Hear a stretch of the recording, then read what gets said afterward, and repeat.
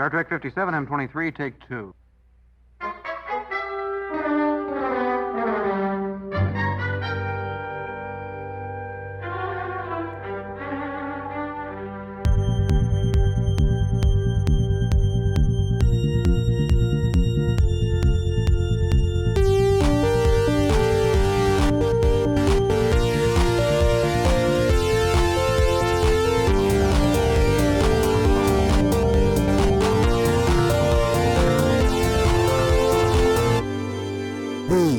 Star Trek Podcast.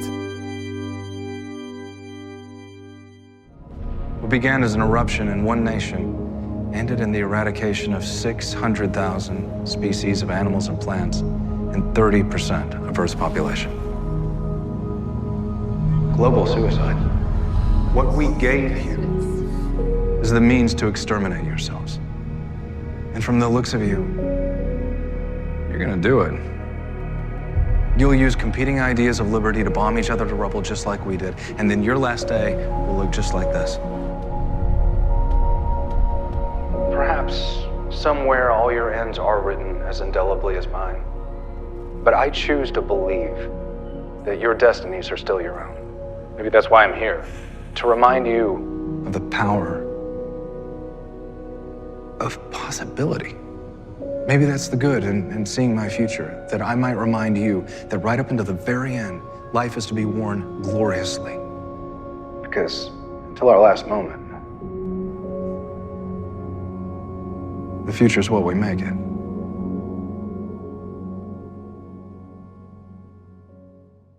Okay, it's time to start this new episode of the podcast. It is again one of the non-dilly-dally weeks. If you're just tuning in, this is episode 131 of the It's Got Star Trek podcast. What that means is that this is the episode in which we are discussing the series premiere of Star Trek Strange New Worlds. It's a whole new show. If you are here to listen about our thoughts about the Star Trek Picard Season 2 season finale. You missed it. Yeah, that's one episode behind this one. That is episode 130. You went past that one. And we only, for people in the future, you gotta go back once. Starting and picking and choosing, we're only mentioning this because of the peculiar release schedule of Paramount Plus, in which, at least in certain territories, they've released Strange New Worlds at the same time that they released Star Trek Picard. What season about finale. those nations that don't have Paramount Plus? Aren't there European nations? Well, that's part of the reason why we are doing these as separate episodes, right? Because some people will not be getting Strange New Worlds yet. They don't. When do they get Strange? Some of them aren't going to get Strange New Worlds potentially until June or something like that. That's awful. Well, it depends also because some of them might get it on Tubi or some Pluto TV or whatever. There might be some options out there. And Pluto. Hopefully, yes. Paramount Plus and CBS are doing the good work of getting the show out there to people. But in the meantime, Strange New Worlds. It's Got Star Trek. This is the podcast. New Star Trek. I'm sorry, what? It's a new Star Trek. It's great. We have brand new Star fucking Trek. new, yes. Yeah, it's new Star Trek. There's like more Star Trek on now than ever or something. Ever. I mean, you could probably say that last year too, right? Yeah, it was like that last year, but now it's like even more. Discovery, There's like a whole Picard, other show. Lower Decks. There's two Prodigy. animated shows. Yeah. There's the business. The short treks. There's that. Yeah. Crazy amount of. When are they coming out with more short treks? There are no announcements. In fact, maybe they won't ever come out with more short treks. Although I think that would be a real disappointment because they do a lot of fun stuff with the short treks. I think, unfortunately, the studio probably is not interested in spending the money. Like harumph. That's what they say. They say harumph. I think they serve the purpose of getting people engaged with the new shows, offering a sort of a shorter version for people to sample and also for directors and writers to experiment around in and do some stuff. But that's what, for me, was the fun with the short treks, is they could experiment around a little. You said experiment. Yes, experiment. And they had two Strange New Worlds like / Pikeverse short treks. They had the one with Spock and number one trapped in a turbo lift. Una, played by Rebecca Romaine. And then they had who's married to Jerry O'Connell, who used to be married to John Stamos. Married to John Stamos. Yeah. Now she's married to Jerry O'Connell, who follows us on Twitter for some reason. He was in Sliders. He was in Sliders. Well, he's in Lower Deck. Was he on Blossom? Was he on Blossom? No, I don't No, think that was the so. other guy. That was Whoa. whoa. That was Joey Lawrence, and he wasn't on Hogan's Family. That was It's really insulting. Jason Bateman. Jason Bateman. That's To make right. some of these comparisons, even though I like them all, I'm sure it would be insulting The Hogan to be confused for some of these people. Jerry O'Connell, who plays Commander Ransom, the first officer of the USS Cerritos on Lower Decks. So that is a Star Trek family. Who did we compare him to? To Joey Lawrence Oh, yeah, and, Joey Lawrence, right? and Ozark. Ozark. Yeah, Jason Bateman.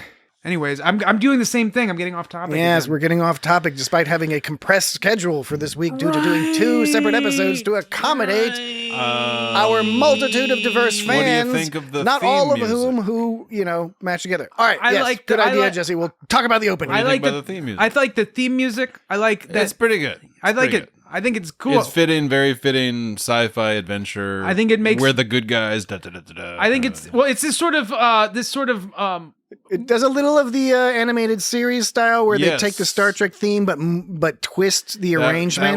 That was interesting. and the whole I think it works. the whole vibe of it is some kind of adventure marching through the mountains kind of deal. Right, You know? yeah. I think I liked it better than the Picard one. I'm like I'm a sort of- positive adventure. It's like Right. we're going on a positive adventure. the Picard not like one was not like an evil pastoral and- military. Right, Yeah. right. We're Not like that alternate TNG. Remember that right, alternate like TNG Galactic theme? Police. Oh yeah. That just sounded like some sort of fascist nightmare. Look it up, folks. Look up the alternate unused original theme song to Star Trek: The Next Generation. If you haven't heard it, it will blow your mind. I thought. I mean, coming like Your warp core will breach. but with the Picard one. God. There'll be a coolant leak. will break. The bulkhead will be In 5 slowly seconds. coming down. Geordi's going to have to roll under it, Indiana Jones style, but somehow more classily. Yes.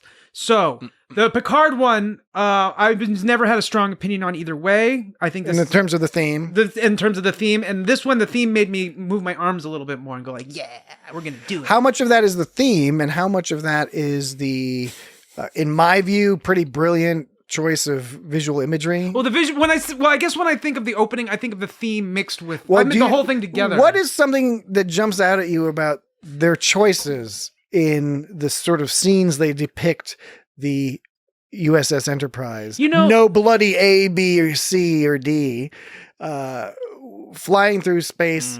There is something I would argue.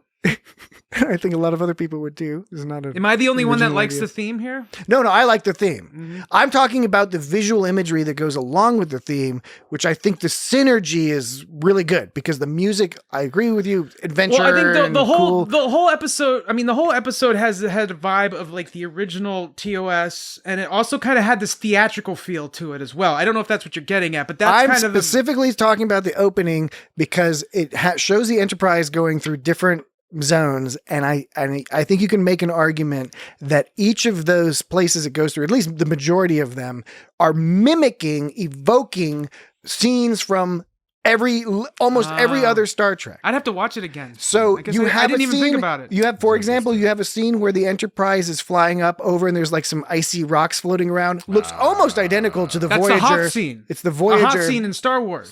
Star what? in Voyager, when Voyager is flying through a sort of comedy, icy thing. Comedy? You Wait, have you the meant Comet as in Enterprise- like Comet, not like the funny ha-ha comedy. Well, No, a like an little bit of both. advert, comedy, A little bit of both.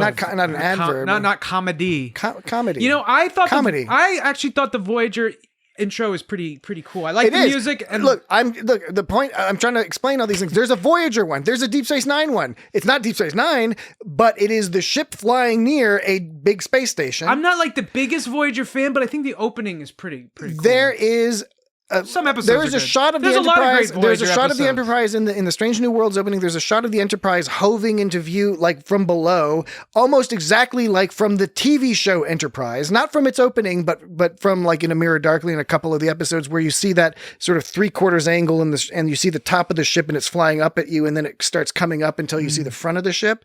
That straight out of Enterprise. right?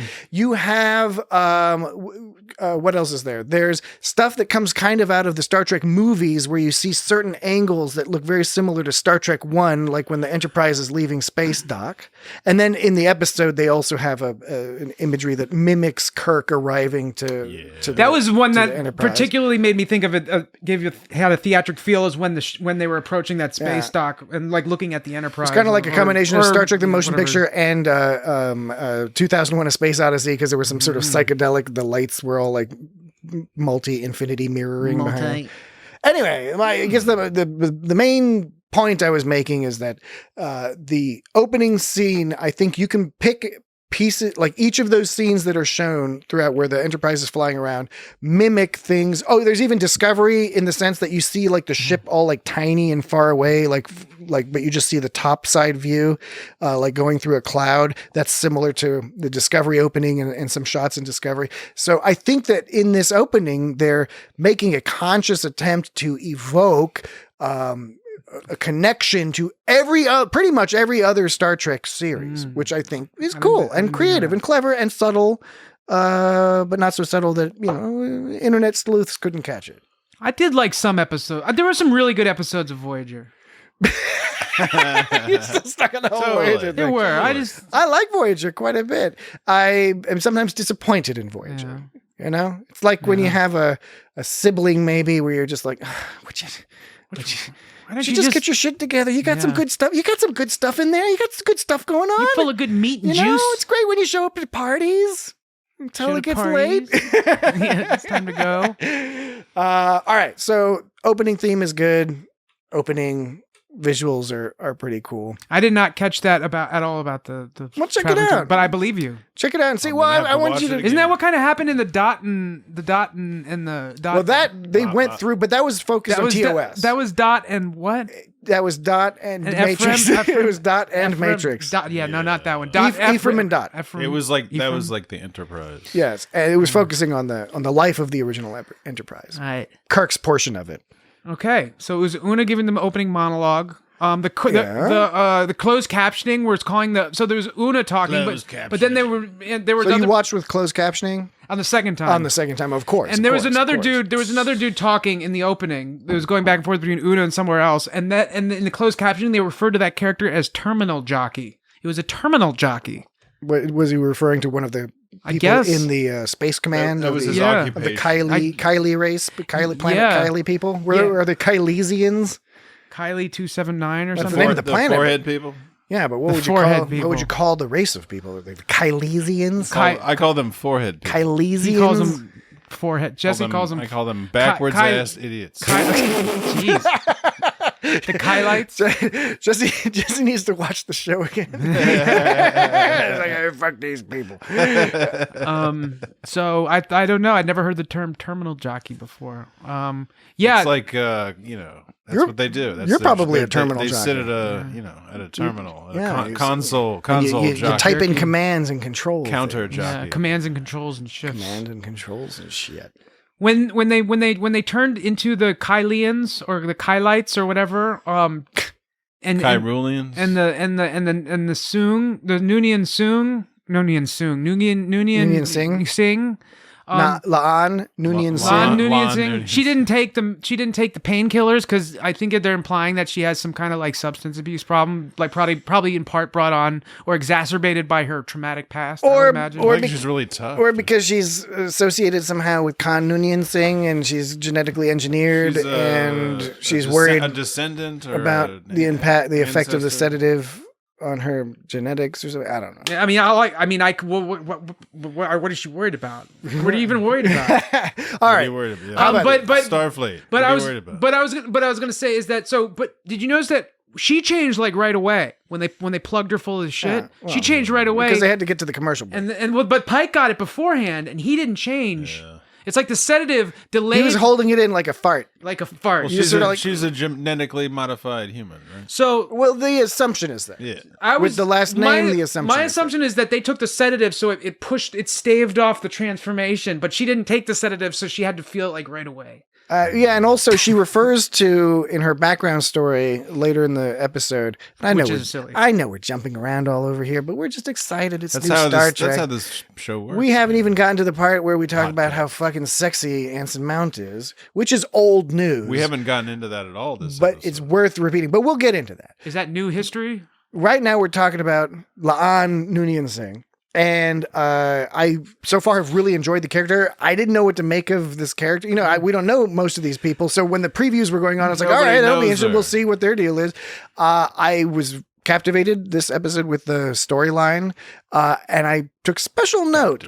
I think she was distracting us a little bit, or the writers were distracting us a little bit when she's talking about her family being like just gutted and disemboweled and By all the this. Gorn. there's some Used dark as like shit, like hatchling sacks and and they stuff. were talking about reproduction sex. Yeah. And like, it was really dark. So I think and that it's was the Gorn, and they would have moved all slowly. They Yeah, cut right. them up all super slow. I think like, that was meant to distract us from a comment she made, which was referring to she and her family being on a quote unquote colony ship that was captured by the Gorn.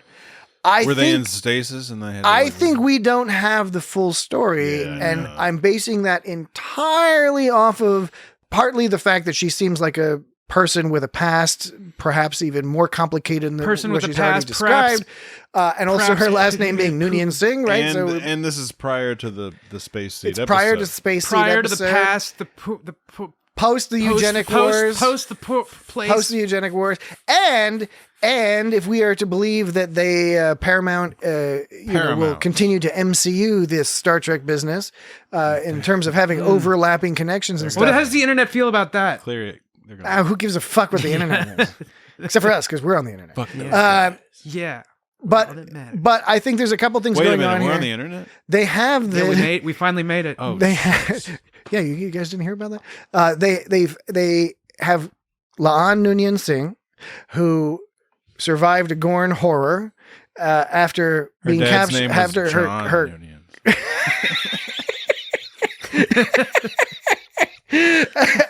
after her quote unquote colony ship or possibly cryostation ship, who knows, was captured. All right. So those are all references and connections to Khan, to the eugenic wars and the the genetically engineered quote unquote super people. Super people. Super people. In Picard, We are minor super spoiler people. for season 2 of Picard, but Adam Sung, the ancestor of I don't recall that we discussed the Enterprise this. guy's name was fucking like, I don't know, it wasn't Arik. Was it Arik? No, that was the Picard one. I don't know. Balando. Anyway, Balando soon. he Balando. he was doing some stuff on Enterprise with eugenics people, and Adam Sung in the 24th century is already doing like pulling out a Project Khan file. So I think, and in this episode, Pike mentions that there was the Second American Civil War, which was then kind of morphed into the Eugenics War, which then morphed into World War III. Now, that would be a retcon from the previously stated idea that the Eugenics Wars happened in like the 1990s, which is what I think they state in Space Seed. Right. So I think what they're doing is they're moving the Eugenics Wars into the 21st century just a little bit, sort of a little forward in our contemporaneous Because maybe 2022 maybe their time. records were bad. Exactly. Who cares? You can retcon these things if Yeah, it makes sense. But I think they're shifting it around It's all made up. to have Adam Sung on Picard, he gets involved in this stuff, or maybe even gets it going and gets involved in the eugenics wars. And so I think the eugenics wars are going to be at least some little background stuff that they're going to play around with in Strange New Worlds. They've already done it in other shows. So let's keep an eye on that. man. You've got a lot of complicated thoughts on that. I do have Do you a have complicated thought. big feelings that go along with it as well? I have Moderately sized. I have moderately sized feelings, sort of, well mediated, well tempered, I should say, feelings. It's just a vibe. It's not even really. It's barely a prediction, and I don't think it's much of a prediction to say at the very least. La'an Noonien-Singh has something to do with something, and we'll learn more about her over time. I like they were subtle with the pad because our first introduction to Sung is really Pike is reading that pad on the Stamets, shuttle named Stamets. Did you notice that shuttle was and named it's Singh, Stamets? Noonien-Singh. What did I say? Soong. Oh, sorry. Which is Noonien-Singh. understandable Yeah, because sorry. we've been talking about I know. Soongs a Yeah, And lot. then maybe that connects how their names Well, are kind of similar, and I know. that I got them confused in my brain, and You maybe think they're that going to retcon that? there's this Dr. Soong started Khan Noonien-Singh. Ideally, they would have a new Star Trek So- spin-off that's just called Star Trek Spiner. And it's just Brent Spiner playing various He plays versions. every part on the show. Yeah. So he's reading. Jeffrey Combs is nowhere to be seen. So Pike is reading that he's reading that pad that's talking about Noonien-Singh, La'an La'an Noonien-Singh. is like one of them mid-name apostrophes. Yeah. Oh, Great that's name what for it a is. black metal band. I thought Mid-name she was just apostrophe. saying Leanne with a British So, accent. but it didn't show like the pad in full. You kind of caught a glimpse. It said something about a Gorn, and it was easy to miss the Noonien-Singh at the top. I actually paused it and looked at it, and I was like, because the first time I didn't really see what it was saying across the top, but it was her profile. They said Noonien-Singh and said Gorn, and it's all like, Gorn, why are they talking about the Gorn? What, did she discover the Gorn or something? What's going on here? But that was just like, that was sort of It's lore. much worse. It was lore, but Yeah. they weren't shoving it at you. They weren't making it was okay for you to miss that point. And point being is I like when they don't just feel like they have to throw everything in your face. Yes. Like it was really subtle. It was kind of pretty subtle, and it just gave you some visual clues that something's going on. If you happen to catch it, if you didn't, no big deal. But I think that this episode is. We won't beat around the bush. I won't beat around the bush. For me, the most entertaining episode of Star Trek I've seen since Lower Decks, at least. yeah, it was With it was fun. It was- Possibly a few episodes because I really like Prodigy And- as well, but and- Prodigy took a little while for it to build up for me. It's dark, right? Talking about Pike's injury and stuff, but Yeah. it's that kind of darkness that's not overly. It's fucked It's up. balanced. It's balanced, but it still feels like it still feels actiony. Yeah. It still feels. It's got a good pace to it. There's fun to it, even though there's also darkness. But the darkness doesn't weigh it down to make you just bummed out all the time. Yes, You know, it's I balanced. agree. So it's fun. And just people always complain about the producers and the writers, the people who like Akiva Goldsman, who I think there are plenty of reasons to critique much of his prior work, but not all of it by any means. But this episode demonstrates he wrote the teleplay, he directed it. I thought he did a great job. Not 100% perfect job. There are a couple things to quibble with here and there, particularly I think in the direction. But the teleplay, the script, I thought was really tight. Again, with that balance of humor and drama and sci-fi and overt moralizing, which no doubt people are complaining about, but that is old school Star Trek. Is just to have the captain give a little speech that states very clearly the point of the episode. Yeah, I really liked when Pike at the end was talking about, we gave you means to exterminate yourself. Looks like you're going to do it. You'll use competing ideas of liberty to bomb each other to rubble, just like we did. I like that idea, like bringing to surface the competing ideas of liberty. Yeah, that was a good line, and that was a very good line. Yeah, that was a solid Star Trek. Like referring to like what Star Trek, originally did, which you were just saying right now, is yes, they do. It is about current events. Like I was talking to someone who grew up around that time period, and he didn't watch Star Trek a lot. But Which time period? You mean the late 60s? the TOS time period. Okay. I was like, what? You mean the 23rd century? Yeah, the 23rd You were century. talking to some motherfucker from the 23rd You didn't tell us century? this? But he only watched Star Trek in passing, and he was like, "Oh, Star Trek, didn't they have a lot of like social issues and stuff like that?" So that was someone who grew up back then who didn't watch a lot of Star Trek. He was like, it was known for having social issues. So all right, and it didn't weigh it down too much. I thought it was good. How about this? Akiva did I Am Legend and Hancock, both which had Will Smith. Yes. So Right. he also did Da Vinci Code. Cinderella Man wasn't bad. I don't know. No, people love to complain, and again, most of these Constantine, which was a weird. most of these people, Keanu Reeves movie. it's okay to criticize. Nobody has a problem with criticizing, but there's ways to do it that are polite and constructive. And then there's the whole like, this guy is terrible. He sucks at everything. I'm not going to say he doesn't suck at some things. I'm no defender of Akiva Goldsman in particular. I'm very impressed with this episode, how it came together, the thought that was put into it. And when you listen to his background and when he came on board Discovery, because he wasn't on it right at the beginning, he was brought on board to help out, and he had simply assumed it was a Pike show. until he got to the job. Like when they called him up and said, "Hey, do you want to work on Star Trek Discovery?" He had just assumed, "Oh, of course they're doing a Pike show because that's what makes sense. It's a prequel to TOS. They got to do a Pike show." So he's had this roiling around in his head for a while, and we'll see if they can keep it up. But I am very heartened for a number of reasons by this premiere episode, and we will discuss some of those reasons when we get back After the break. after the break. Is that what the dice? The dice? Oh no, the dice were last episode. Oh, never We're mind. on to a whole new thing. Okay. I got one over keep here.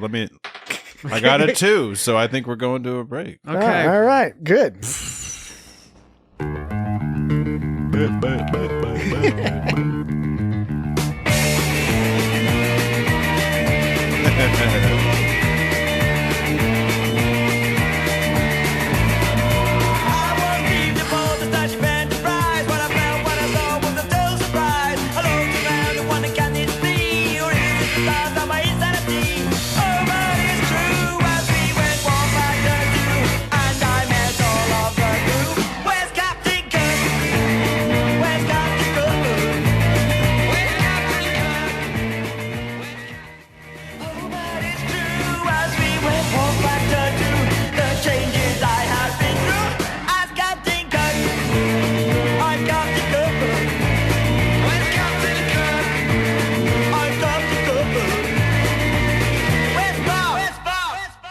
That was Where's Captain Kirk from Spiz Energy, 1979. Apparently, they had a song later on called "Spock's Missing" Oh, I didn't know about that. There was some extra thing going and on. one at the called end there. 5-Year Mission. Oh yeah, they got some sort of outro going. Ah, that was a real break right there. That was a real break. We're a real show. Radio break. We're a radio show. Break. Radio break. Okay, so first thing to talk about back from break is that Anson Mount and the character of Captain Pike are both very, very sexy. Mm-hmm. Yep, they're very cute. I posit that. Did you like that when he had a big beard? I did like when he had a big beard. I liked when he had a big horse. I liked when he had a big house. Apparently, he had a bigger stick too. I liked that he had a lovely companion sleeping in bed, and he was making captain. he was making some pancakes for her.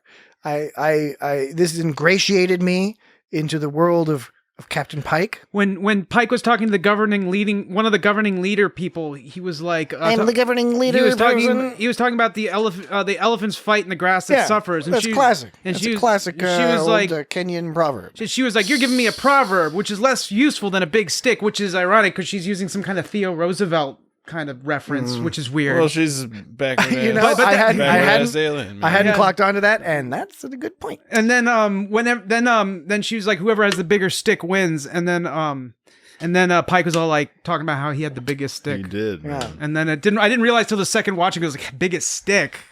That could You be. thought he that was could just be- saying, "I have the biggest dick." Yes. I mean, I mean, that had to have gone through somebody's mind when they said that.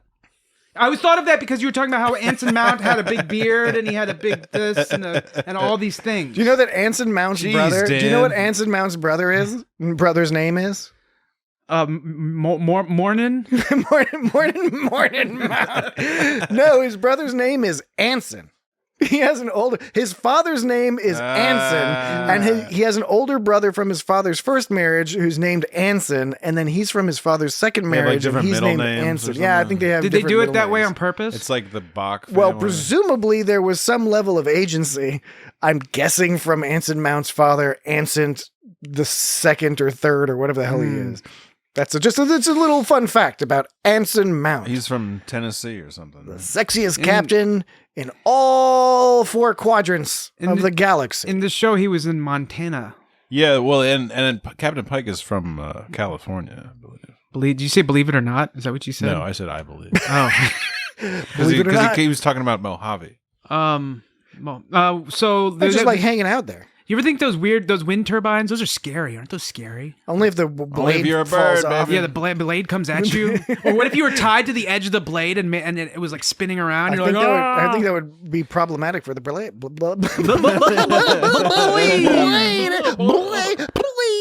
The shuttles. I like that the shuttle looked all when was it Admiral Bob? I think that was his name. Admiral Bob. No, Yeah. Admiral April. No, it's Admiral Bob. His name was Bob. He called Admiral him. Steve. Yes, Robert April. But He was the previous captain and the first captain of the Enterprise. The Pike called him Bob. So His His name name is Bob. is Robert Paulson. His name is Robert Paulson. His name is Robert. His name is Robert Paulson. April. I know. I'm saying so. Admiral Bob and is Bob correct. is short. Yeah, For and I was saying Admiral Bob, and you were like, no, it's not that. It's not that. It's not Admiral Bob. It's something else. You don't know. You don't even know. Okay. If you want to indulge the racist, the unfortunate racist contingent of Oh man. of the thing. Most of them are racist, maybe not all of them. But so Robert April has been mentioned a few times, and there's written in some things on screen and stuff like that. But the only real on-screen appearance of Captain Robert April is in Star Trek: The Animated Series, in an episode we have not covered yet. I know we've covered much of the first season, but we have yet to cover that particular episode. In that episode, Robert April is portrayed as being a nominally white person.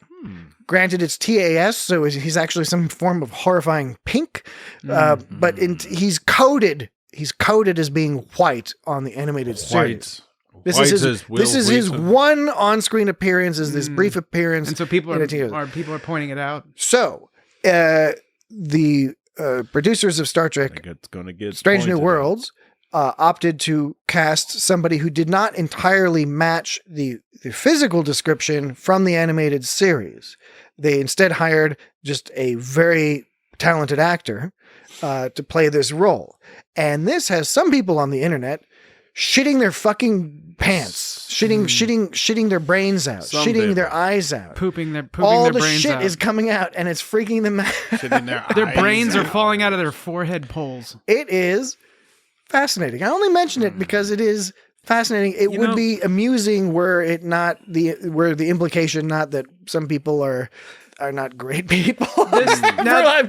This may be a different generation, and I don't know if this means anything, but I remember the original Smithers on Simpsons was actually African American, black. Yeah, he was yeah. a black guy. And nobody commented when he turned full on yellow. Yeah. So Simpsons yellow. So, but it's like people just didn't mention that. But Homer, but now it's like Homer used to sound all like. Boo, boo, boo, boo.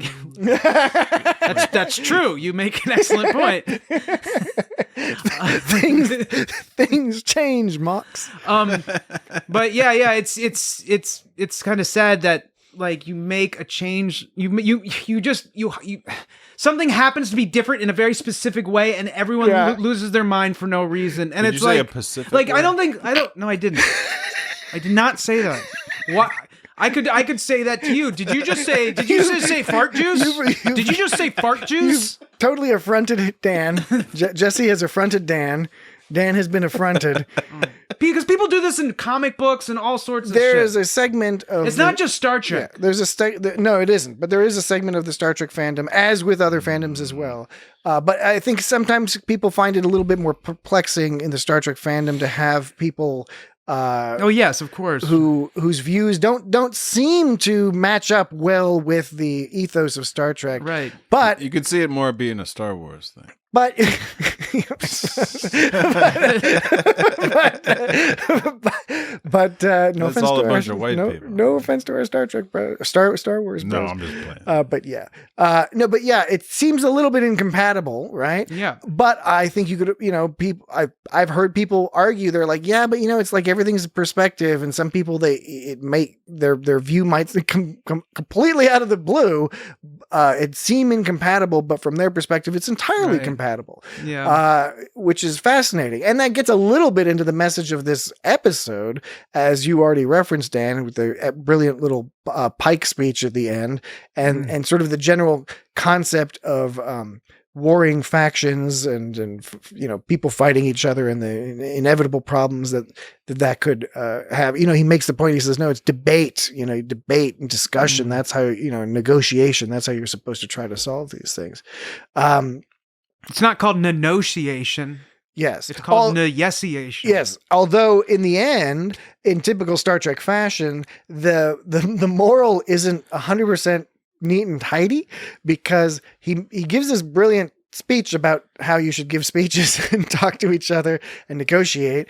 And then the leader lady is all like, well, there's two leaders. There's the leader lady like a person. baldy no, I know, And but there's I'm just when he's just talking to There's her, a dude in and the- she's all like, she says the line about the stick, and I'm trying to complete my point here, which is, Oh, really? Are you trying to complete your point? Yeah. Is that difficult right now? no, not at all. Do you want me to make it difficult for you? Because I can if you want. I'm going to persist, like my hero Elizabeth Warren. I'm going to persist. Real. It's good advice.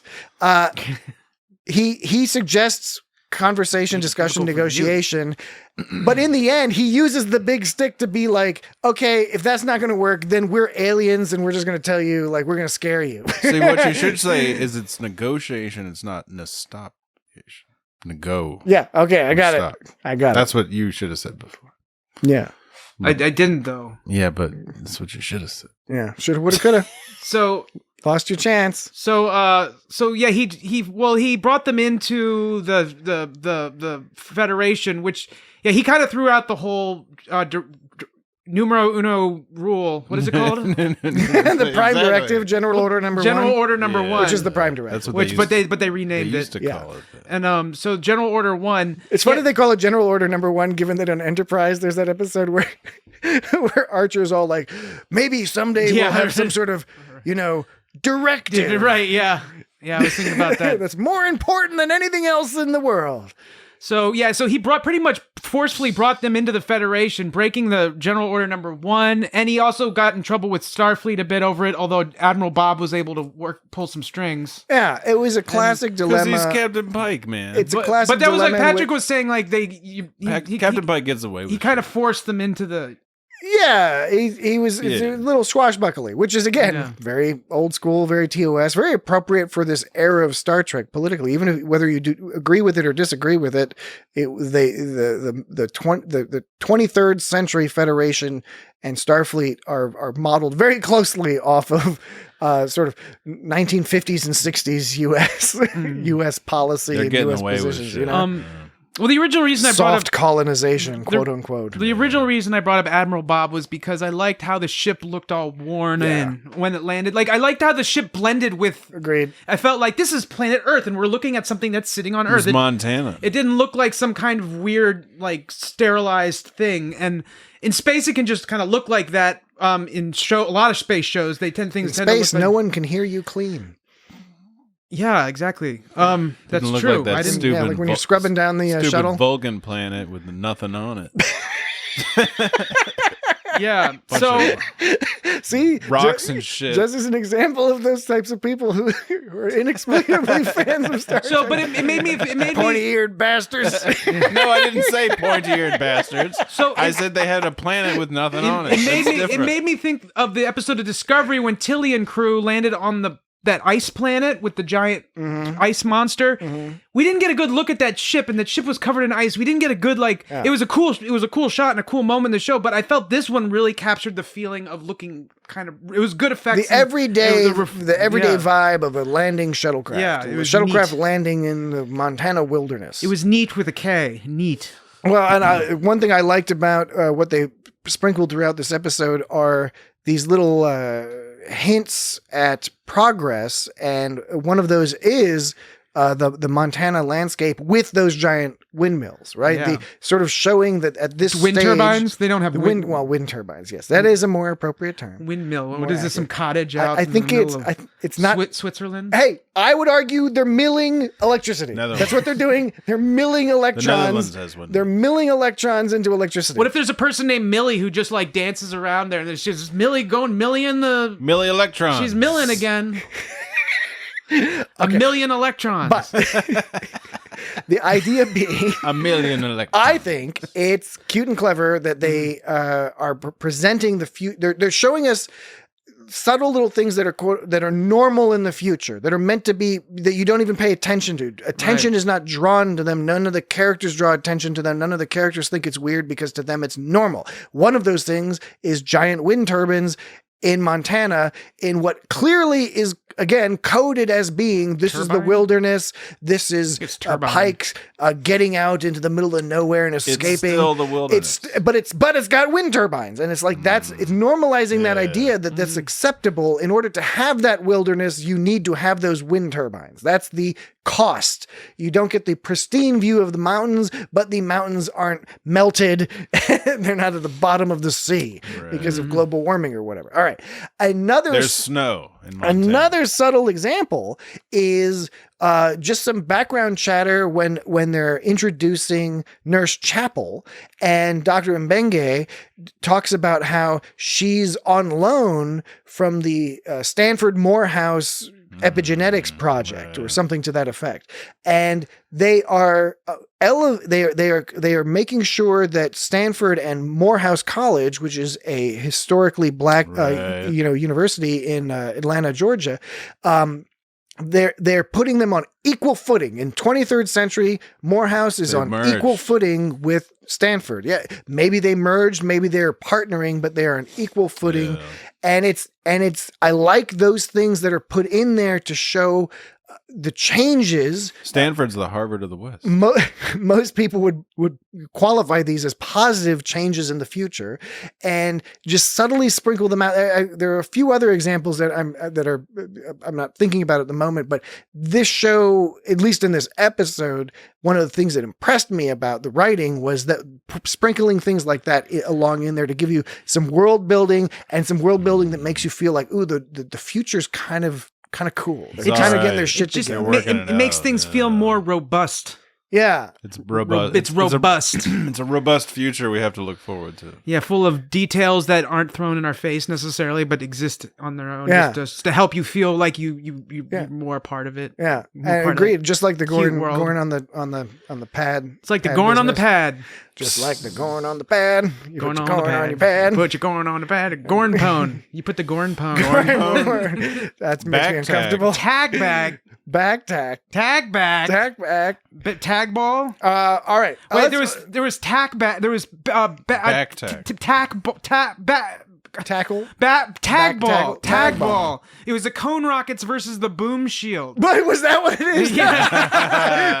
I think I want to be on the cone rockets. Do you want to be on the cone rockets or the boom shield? I was just laughing at we're going to go check out the back tag. And by the way, good opportunity to talk about this iteration of Uhura. This iteration of Uhura, particularly the interaction with Nurse Chapel, I thought was really fun. I thought the interaction with the alien fellow was great. Just that line when she's like, hi. And then he like does that kind of like comical steps back, jumps backwards. It's in the turbo lift when the alien fellow is trying to escape. Oh, right. When the alien fellow, they're talking about Delta Sky Pi, or what were they saying? Yes. Yeah. They were talking about Delta Scorpi 7. Yes. Which is one of those inside jokes that maybe we'll learn about one day. You know, it's that classic thing that I think you see more and more on TV shows where they have an in joke that's not revealed to the audience, but the audience has enough information to sort of suss out what it's meant to represent. Someone can leak it on the internet too if they want. Leak it. And Mbenge said something about, he said, never get the house dressing. You know, usually the house... Good advice. Well, usually the house dressing is just some kind of vinaigrette. It's not a big deal. I would say the more important rule to follow is don't get the fish on Sundays. Because not that it's going to make you sick. It's just old fish. It just won't taste as good. Because it's like the delivery. Because you didn't get a delivery on You didn't Sunday. get a delivery. Your delivery comes on Monday or Tuesday, probably. So I would say I'd be more concerned, not for sickness, but for like taste. Just for freshness. Yeah, and you got to be real careful with the soup of the day, because that generally is that's generally leftovers, but depending on the day, that's pretty good. Like we had this lobster bisque, this place I worked at, that was really fucking good. But house dressing is usually just some kind of balsamic vinaigrette or some kind of basil vinaigrette or some kind of... I try to avoid a salad. It's nothing exciting usually. It's not exciting, but it's something that people get. Was there anything exciting about this episode of Star Trek Strange New Worlds? The eyebrush thing. What was that eyebrush thing they did? I don't know, and I felt really bad that I didn't know, and I'm feeling like I'm missing out, but I hope we'll learn more about that. Maybe we just got to look it up. Spock, I like when Spock was like, pretty weird. He seemed mad. Yeah, it was pretty weird. He's like, what the fuck, man? This Spock is still getting used to these other people's expressions is primarily human people. Because this warp signature's also got a pretty weird signal variant. It's like, pretty weird. What the fuck, man? Pretty weird. What kind of description is that? Speaking of zoomy shots, there was the zoomy shot into the. This ain't your Star Trek TNG engineering room, man. That is a big old engineering room. When it zoomed down the warp thing, warp drive or whatever. Was it the warp drive? In TOS, engine? you would see those dudes like climbing up and down ladders and stuff. Right. Down in engineering. Right. Yeah, and so there was some sense of multi-floored thing, but this one went like way many floors up, and it showed the background was a giant fucking car. It was like a warehouse-sized space behind him. Right. Yeah. But in TNG it was smaller. Is that what it called? The warp engine, warp drive? Is it the warp drive? Is it the engine? Is it the warp drive? It's not the nacelle. The nacelle is the different. main thing you don't want to happen is you don't want to the get reaction chamber. You don't want to get a coolant leak. Right? Yeah, your You shit get a can get coolant fucked leak. up. That's a big problem. Then you got to dam the ramparts. It drips all over the the warp place. core breach could be imminent. When they on the closed captioning said "damn the ramparts," they said DAMN. I don't think that's what "damn the ramparts" is, because that would see like "God damn the ramparts." No, what they mean is they dam them up so they won't fall over, right? Isn't that just spelled DAM? I am insufficiently acquainted with that particular phrase. I don't think that even is a phrase. to know the correct. I've never heard that phrase. But before. haven't people I don't said think damn Captain thing? Pike is going to I've make heard up damn some the bullshit torpedoes. phrase, though. Yeah. I trust Captain Pike at the very least not to make up some bullshit. He's a very honest man. He's clearly very honest. So we were led to believe. Well, so damn the torpedoes. It does mean damn the torpedo. So it is DAMN, because maybe it was a play on damn the tornadoes, which is torpedoes, which is DAMN. But isn't there a word that's just damn meaning something else? No, is there no word DAM? Well, damn is in like damnation or whatever. Damn. You're cursing. Okay, so someone. DAM is a barrier constructed to hold back water and raise its level, forming a Right. reservoir used to That's generate a electricity. dam, yes. Damn the reservoir. Damn the Hey, ramparts. Hey, everyone in the audience, did you get that? Yes, we know what damn means. Did you get that? Well, maybe there's a version of it. The verb means to build a dam. Okay, But that's still spelled like damn. that's spelled It's not DAM. spelled like damn. And it's not spelled with the N. But on it. damn the torpedoes is spelled with an N, MN. So maybe it's a play on damn. Okay, we've gone too far, and I've proven that I just wasted all of our you time. lost me, All right, Dan. here's what we're going to do. Dan Glaubitz. We're going to take Damn a break. Glaubitz. We're going to Damn take a the break. Dan Glaubitz. We're going to take a break. Damn the Glaubitz. Damn Glaubitz. We're going to take a break and we're going to sort all this out Well, offline. We're gonna try. Then we're going to come back and We we're will gonna come back. wrap things up.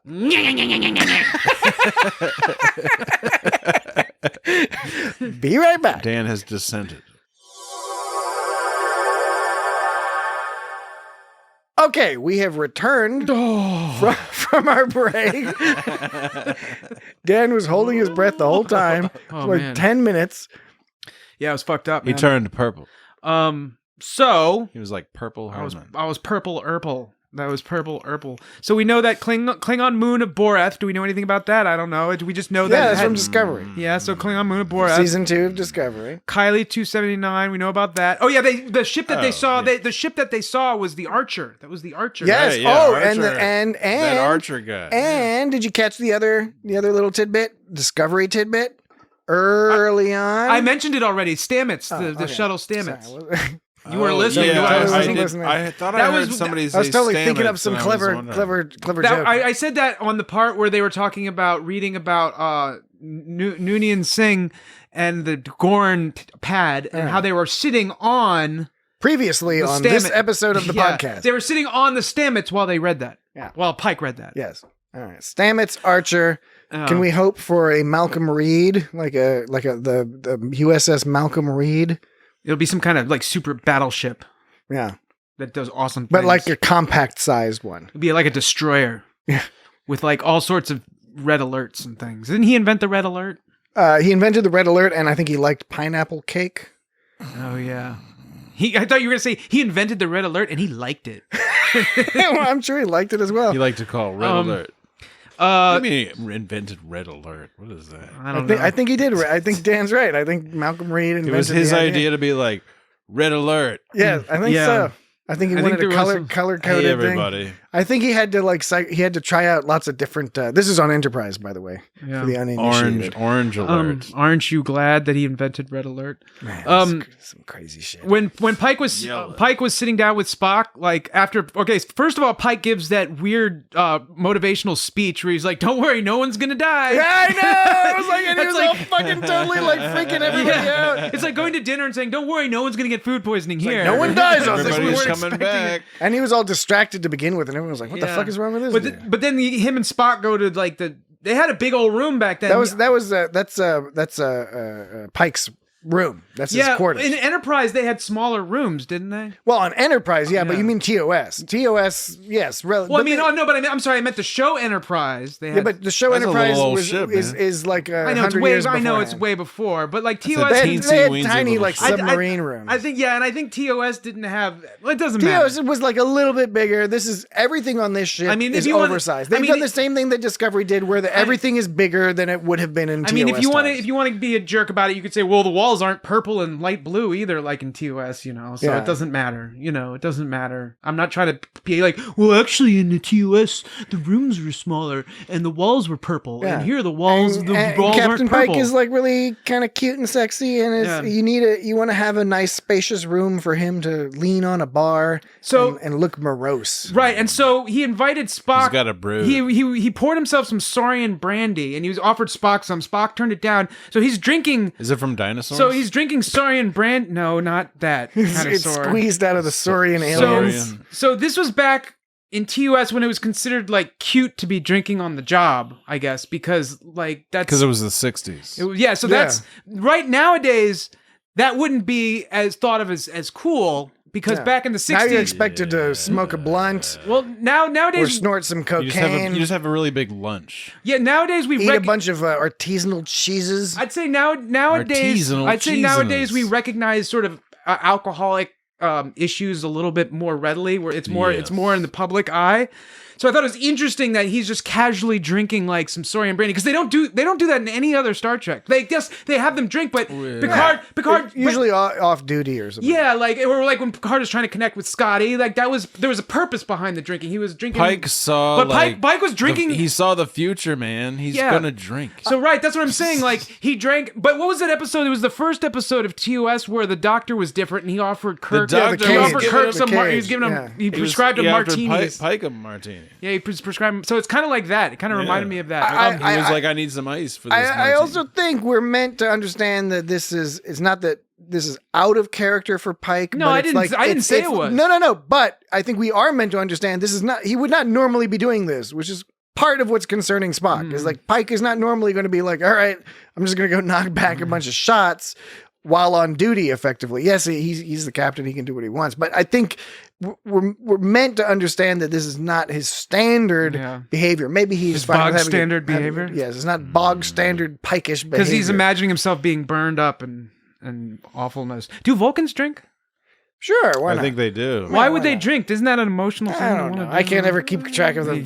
Vulcans are so hypocritical; it's difficult to keep track of their lore. Yeah, do we want to talk about that whole Sexy to Spock? pring- We to can skip pring- it. We can skip it. Yeah, I mean, No, there's important stuff there. I mean, it was interesting. The dialogue was weird because it was like they were giving cutesy, cute bickering dialogue, but it was delivered deadpan like a Vulcan. So that brings the question: is emotions aren't just inflections; they're also the words you use. And they were talking as if they were like, a cute, not bickering as in bad, but like Because playing. They're being Vulcans- playful. They were being playful, which is a weird. They've got their trait for emotions. Vulcans. They control them. They're a bit hypocritical about it. They've got the things. But that scene was meant to mirror or reference a mock time when Spock gets his Ponfar while he's with Kirk, a mock time with his Ponfar.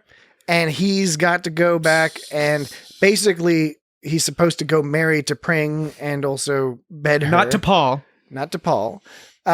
And the whole Completely deal with different that Vulcan. episode is that in the end, T'Pring doesn't want to marry Spock because Spock hasn't been around. Doesn't want to marry Even though they have- He hasn't been She ends up marrying Spork instead. No, the guy's name is all like Clob or Splog. I Spom or forget. something. I always forget. Clon, Yeah.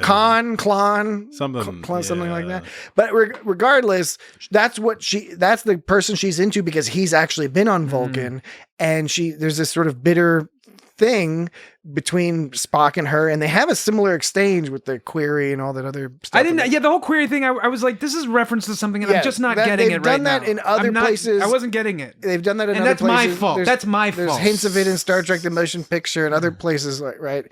So that's some formal, Vulcan flirting or bro talk. I like the idea of wearing an engagement necklace instead of a ring, because rings fuck with my head. I don't like the idea of wearing rings. But necklaces are all right. That restaurant, I guess that was a Vulcan Yeah, restaurant. I didn't know what the fuck. Yeah, right. But it But looked- like a Mile in the Sky. One of those Mile in the Sky Vulcan It places. looked like the same place where they met when it was Navarre on Discovery. And they had Exactly, right. And so I guess the architecture, you're on top of these mountains because it's a planet with nothing on it. I know. I was thinking the exact same thing about Discovery and Navarre. How they were like a mile above the ground or something ridiculous in these structures, right? I mean, it was either floating or it was just a tower, or it was on top of a big old edifice of a monolith or some sort of.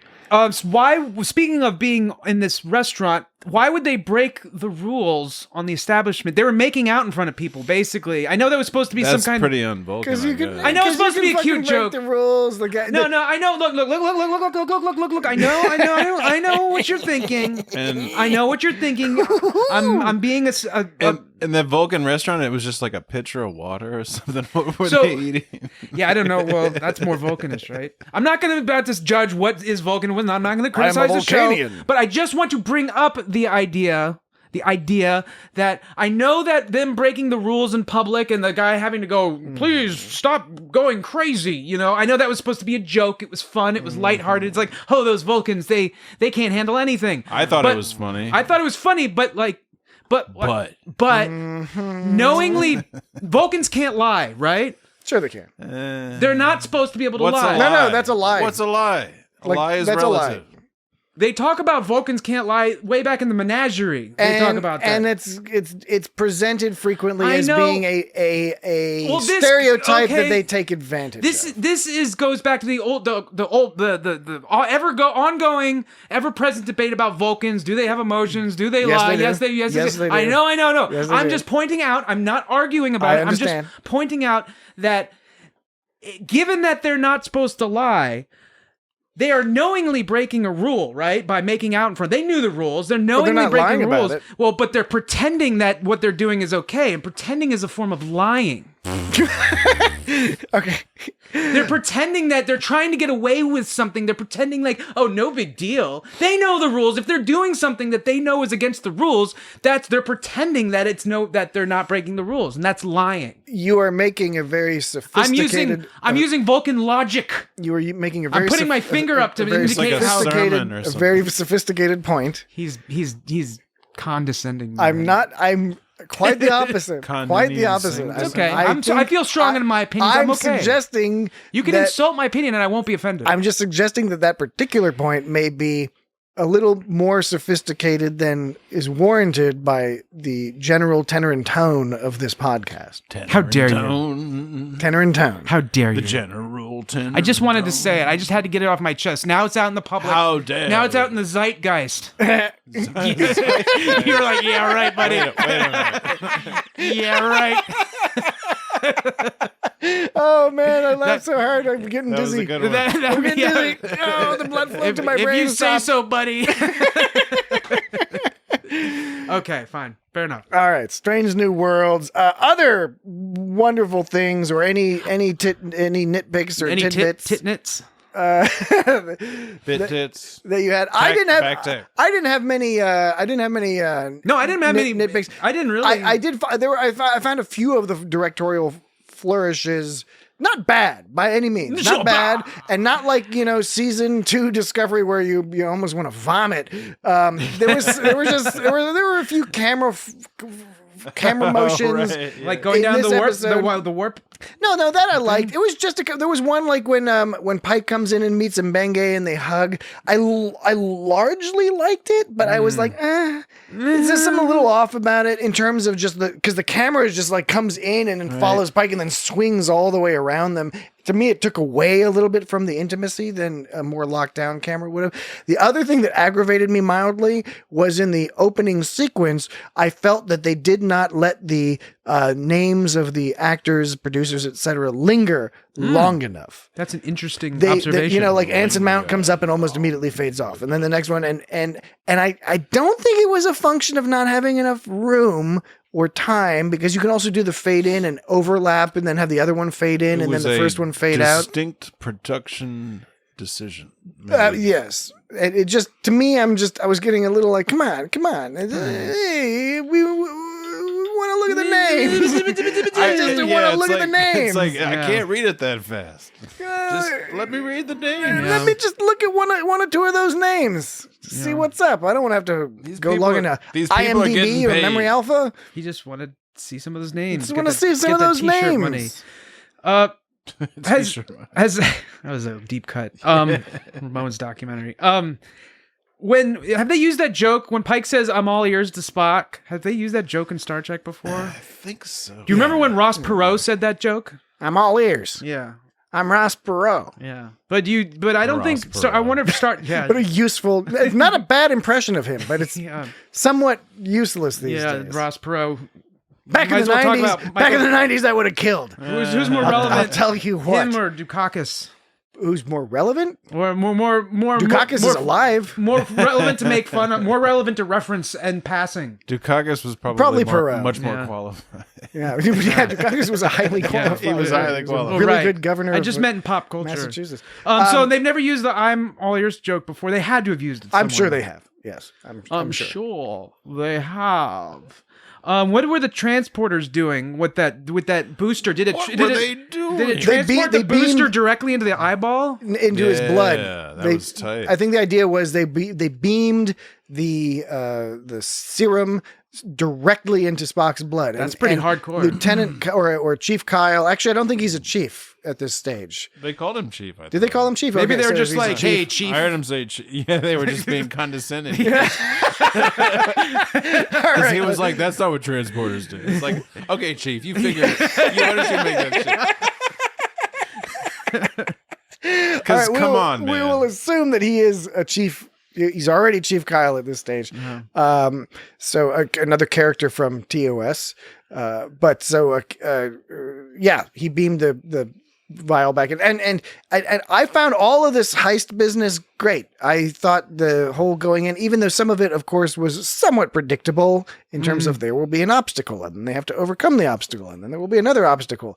That's true of every story, right? Mm-hmm. But the way it's portrayed, the way it's put together, to me, this was fun. And throughout all of it, particularly because this is the series premiere, we are learning about these characters along the way, particularly Noonien-Singh, where we learn a lot about her personality before the exposition dump at the end, where she explains everything about her family and her relationship, her prior relationship to number one. The Gorn.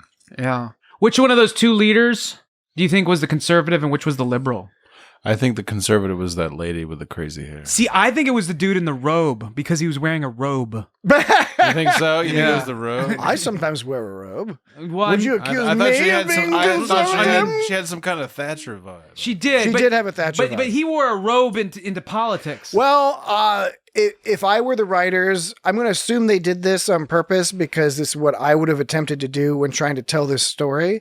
Because if your goal is to tell the story in and deliver the moral of the tale in some sort of relatively neutral fashion, you would want to code both characters as both. That's right. Yeah. And so, but they did make a direct comparison to Earth in the 21st century. Yes, they did, but these are aliens, and part of the brilliance of Star Trek is that you can transpose stuff onto aliens that still makes a metaphor work without, like, part of it is just tricking people into thinking that, I agree with that, and then they noodle it around a little bit, and they're like, oh yeah, I should, right, do X, Y, and Z to be a better person. That's true. the idea anyway. So I think they coded both the leaders, because yes, she had a very Thatcher vibe in some ways. In other ways, she wasn't coming off exactly like that. It was more like an appearance.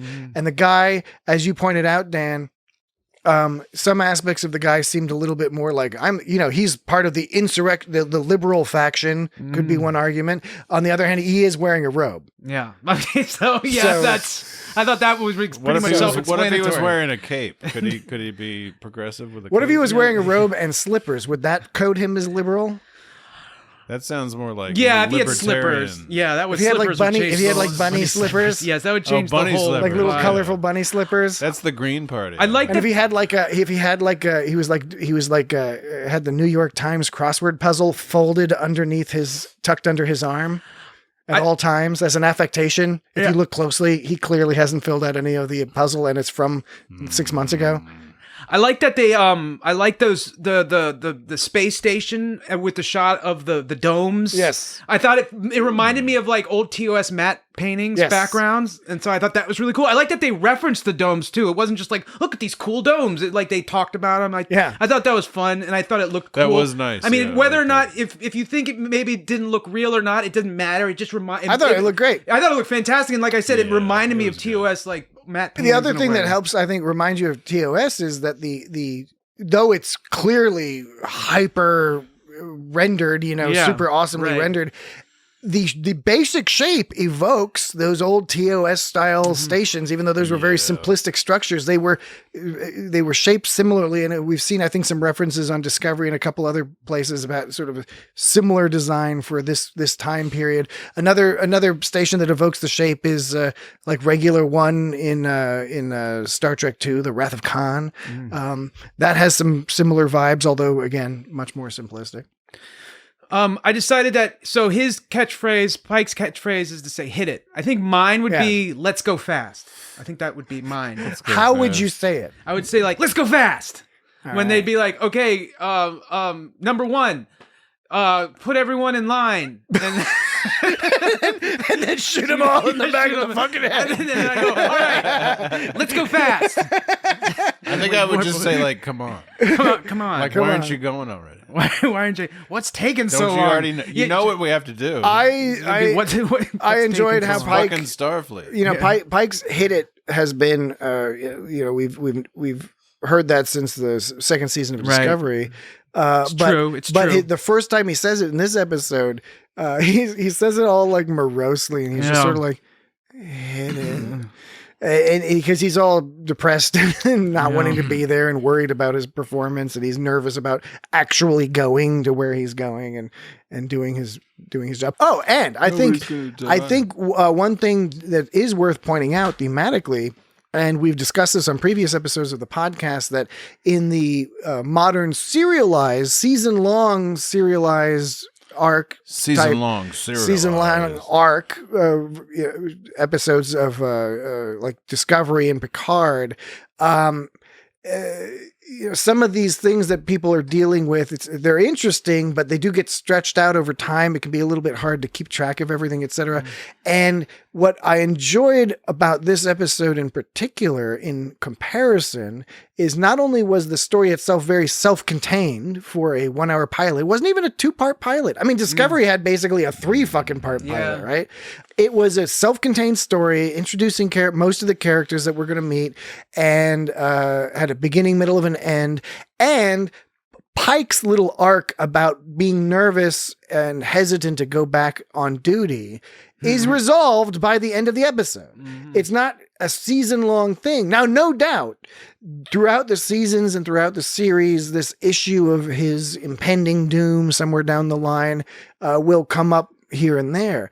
But they've resolved the immediate problem was, I'm nervous to go out. And by the end of the episode, he's like, nah, fuck it. I love it here. I'm super excited to go out, and I'm going to have a good time, even if I'm dragging along some shadows with me, which was another evocative thing that Pike said, that whole little thing about, like, even if we bring our shadows with us, they could just remind us about how awesome it is when there's colorful lights. Yeah, exactly. Couldn't have said it better myself. Odds and ends? Any concluding thoughts? That Guy's movie, living with his shit. Man. the movie, living with his shit. The movie they were watching at the beginning was The Day the Earth Stood Still. Oh, okay. Very famous. Right on. Michael Very Rennie famous. as Klaatu. Sci-fi classic. Plateau. Klaatu, Verato, Nikto. Why don't they call the United Federation of Planets UFP or UFOP? UFOP? Wouldn't they? They do call it the UFP.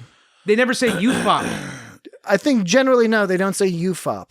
because people Probably for the obvious reasons. Okay, fair enough. Odds and ends. Music was good. I liked that they had a couple, like with the Spock moments, they had a couple of TOS stings that were all like, doo, doo, doo, doo, doo, doo, doo. Like when it's like, oh, there's some comical stuff going to happen. Yeah, that was good. Permission to act fast. Spock can scream, man. Yeah. Yeah, Spock got was in pain from the ears. That does look Yeah, like that it was hurts. funny. Yeah, his ears were like going back and forth, and he was like, "Yeah, the pain is." I like that in the elevator they didn't even try to have some like alien music. They were just playing some like human jazz, like some human elevator jazz music. And that one alien woman was looking at Anson Mount the same way that BB Newirth looks at Jonathan Frakes in that episode of TNG. Yeah, it was. It was a similar vibe. I did get First that Contact, vibe, maybe. yeah. That's the episode First Contact. Odds and ends. Because those are kind of forehead people too. Aren't they? Yeah, they are. I was just saying when what's her name? Noonien-Singh, she was going permission to act fast. Did you notice that? She said permission to act fast. I did not. I kind of remember that. Is that when they were in disguise on the planet, and then she Yeah. does the thing where she acts like because they're a- they're always saying permission to speak freely. That's the thing that everyone always says everywhere in the universe is permission to speak. I really freely. like this character. Somebody She said permission to act fast. I thought that was a funny kind of somebody like permission to eat a salad. You know? a few people at least have mentioned this on the internet, although I had the same thought when I first saw the preview is that she reminds me of a sort of I didn't come up with the term junior drummer from The Expanse. Oh, right. I was thinking, you know what? I was kind of thinking that a little in terms too. of attitude, Yeah. right? It's very different characters in a lot of ways, but there's She's got a feisty attitude. there's a vibe where it is tough. it's like tough and strong, but also there's something going on that she's got to resolve, and there's some pain in the past that we would be interested in finding out more about. Really liked all her interactions with Pike and the other characters, and so I'm excited about that. Oh, I won't go too deep into this, but I just wanted to mention before we forget, there were two more situations where they said that's an order in this episode. All right. There were two last episode in Picard, Yeah. but for two this one, for a total of 4 this week. This yeah, week. well, there's a lot of 4. That's an high-ranking order. officers mouthing off. Yeah, well, yeah. When So you're referring to Admiral April. Admiral Bob, when he said, Admiral April. Yes. Why are we going to have this conversation again? Okay, oh, that's his right. name is Robert Yeah, April. That's his right, name. Yeah, okay. He's an admiral now. He used to be the captain of the Okay, Enterprise. I guess sometime between that, he was You a look- Commodore. I'm sorry, it's because like normally there's a whole like there's a bit of theater of the mind stuff going on here, but when you say Admiral Bob. when you just said Admiral April, you looked sincerely flummoxed. You're like, what? I don't get it. All right, anyway, fair enough. okay. Yeah, so Admiral Bob. he told him to say, "I need you to get back on that horse, Captain." He goes, "That's an order," and then, which is fine, I guess. And then Spock goes, "We can't further influence the destiny of the world. Meant to or not, Spock, we already have." Una goes, "Chris, General Order 1 clearly states that we cannot." And Pike goes, "Screw General Order 1, Spock, you're with me. The rest of you get back to the ship." And then Noonien-Singh goes, "Captain," and he goes, "Right now, that's an order." This was when they were on the prison. That was appropriate, though. Yeah. Right? So far, these both have been appropriate examples. But I it's think. just been 4 in a week. It is a lot.